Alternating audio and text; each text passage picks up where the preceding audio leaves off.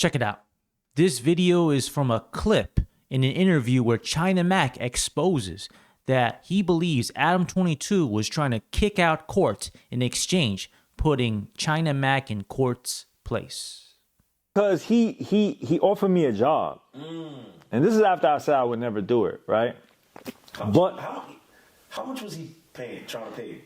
I mean, he didn't say any, we didn't get that far. You know what I'm saying? But he's like, he wanted to kick this dude. He wanted to kick somebody out. I forgot, Court, right? He was trying to get Court out. That's hilarious because you said Court was right. I said Court was trying to call it, right? But shout out to Court. You know what I'm saying? He's going through, health issues. So I hope Court, I hope you all right. He got kicked out. You know what I'm saying?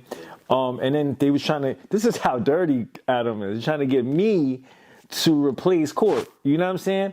Wow. Talk about exposing internal information.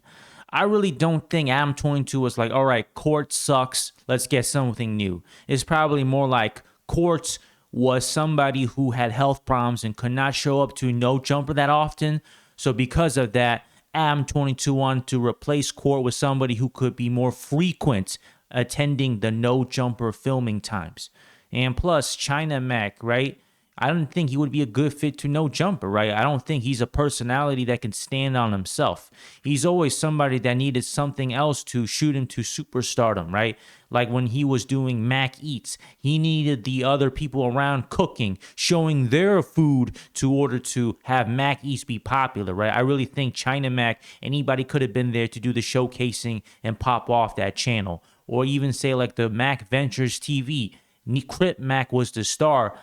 China Mac just happened to be there, right? So I really don't think China Mac would have been a good fit on No Jumper as a regular, maybe as a random guest that comes time from time.